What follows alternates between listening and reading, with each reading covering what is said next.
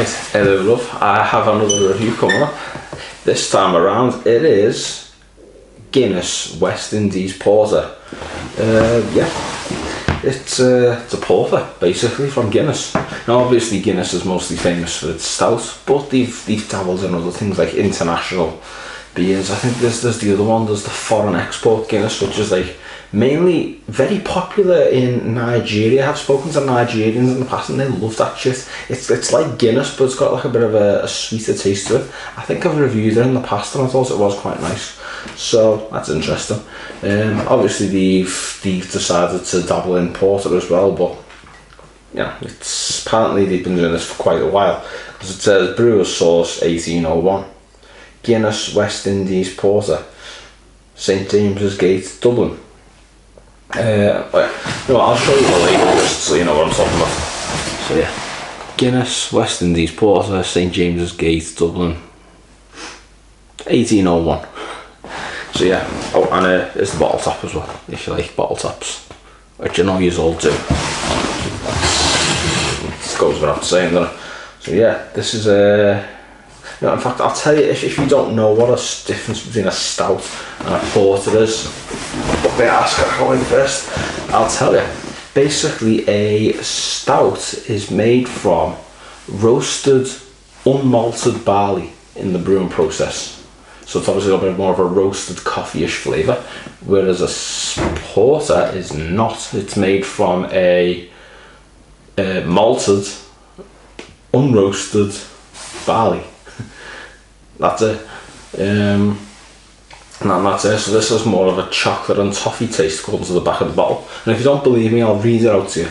So yeah, a group of enterprising brewers on a quest to explore new recipes, reinterpret old ones, and collaborate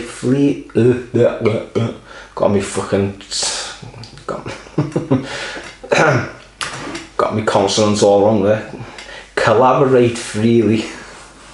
I went all New Zealand there then, didn't I? Collaborate freely in it, mate. But yeah, fucking hit me with your rhythm stuck fish and chips. Now, collaborate freely to bring exciting beers to life. With origins in an 1801 entry in our brewers' diaries, Guinness West Indies Porter is a complex yet mellow, hoppy, with notes of toffee and chocolate. So yeah, that's how that is. I'll find out in a bit as to why it's called West Indies Porter, and I'll let you know. In the meantime, it's a 6.0 drink, so it is quite strong, and this is a 500ml bottle, and it's made in the famous St James's Gate Brewery in Dublin. So yeah, let's get this out the bottle, shall we? Haha. Right, here we go.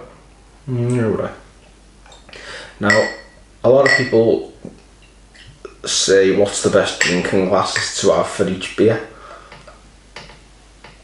For this, you would use this type of glass, just a generic pint glass, whether it's a Nonic or an Imperial, it doesn't matter, as long as it's similar to this, you know. I wouldn't use a Stange or a Stanger, I don't even know how it's pronounced, or a goblet or a fucking tulip or anything like that. Just use this, it works.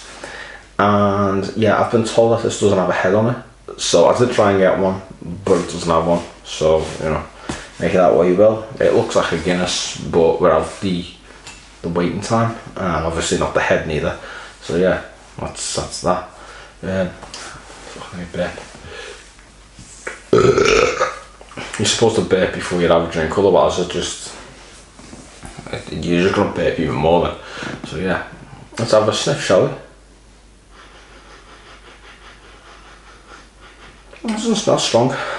It's a 6%, so it should smell strong as well as taste. Yeah, I'm getting a hint of dark chocolate, but a slight hint of toffee. Is it malty? Kind of, not much though. But yeah, this is the Guinness West Indies Porter. So, we know what it looks like, we know what it smells like, but what about the taste? Will it be Guinness West Indies Porter, or will it just be Guinness West Indies Pour? as in mediocre. Not making fun of anyone's economic situation, you know. I mean, I support Everton. I know how it feels to be skint. So yeah, bottoms up and up your bottoms. Here we go. Cheers.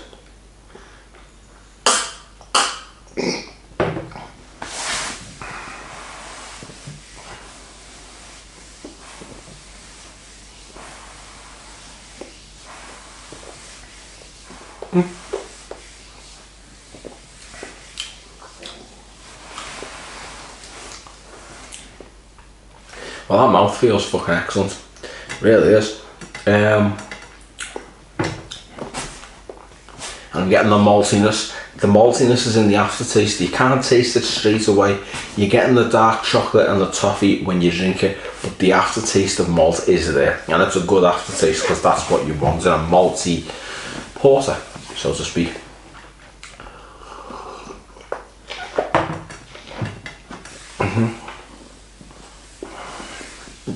Yeah, this is really good. This is really good.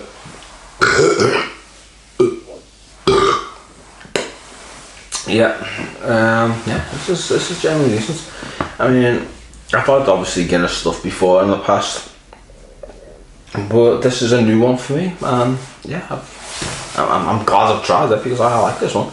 Yeah, I'd give this. Well, I'd give this about an 8 out of 10. I mean, I'm not a huge fan of porters or stouts or anything of that ilk, really. But yeah, it's really good.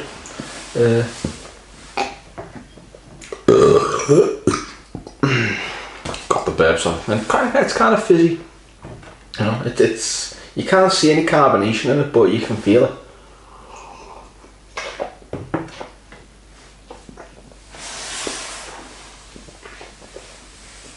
And yeah, it does kind of give you the burps. And this bottle goes out of date on the 27th of April, so better drink this before then.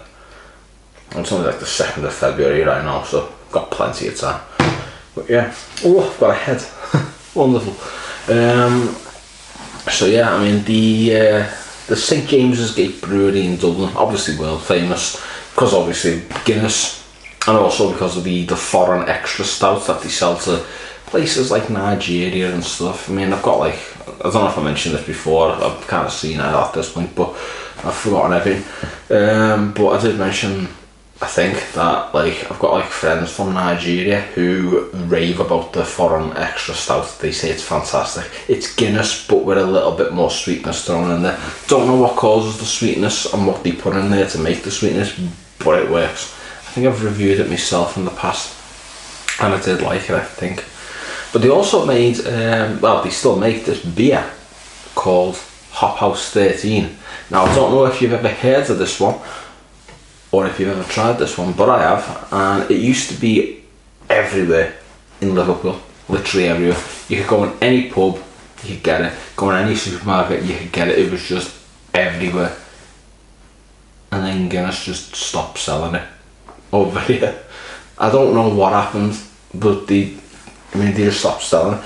You know, obviously made in the same gate, sorry, the St James's Gate in Dublin, in the Hop House 13, number 13. That's the name of the place where it's made, and also the name of the beer, and it was fantastic. And then all of a sudden they just stopped selling it. You know, and us drinkers this side of the Irish Sea, we were outraged, and we were sending all kinds of nasty letters to those Dubliners in the Guinness brewery.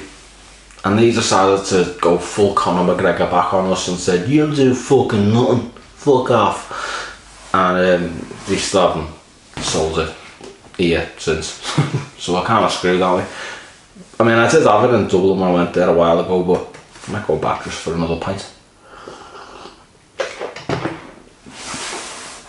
And I reviewed Harp as well.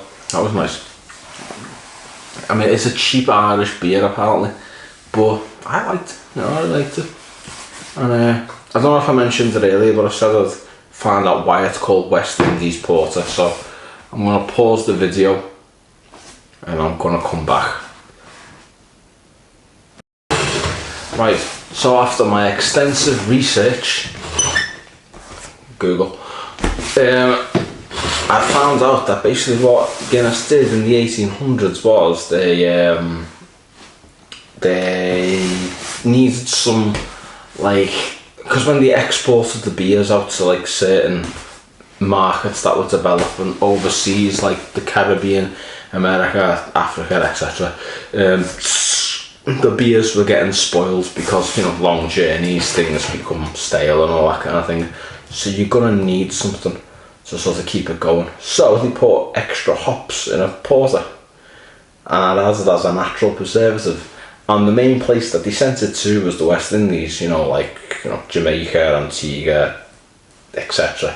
You know, and that's where this came from. That's where it all evolved out of. So yeah, that's that. But yeah, so there's the history lesson for you. I should have done this beforehand, shouldn't I? But, you know, do I look like someone who's responsible? No.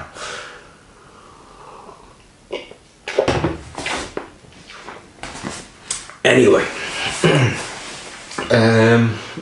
I've enjoyed this one, and I will try it again. If I ever go back to Dublin, I'll be trying this alongside Hop House 13 again, which hopefully will be sooner rather than later. In the meantime, I'll be signing out. Take care, everyone.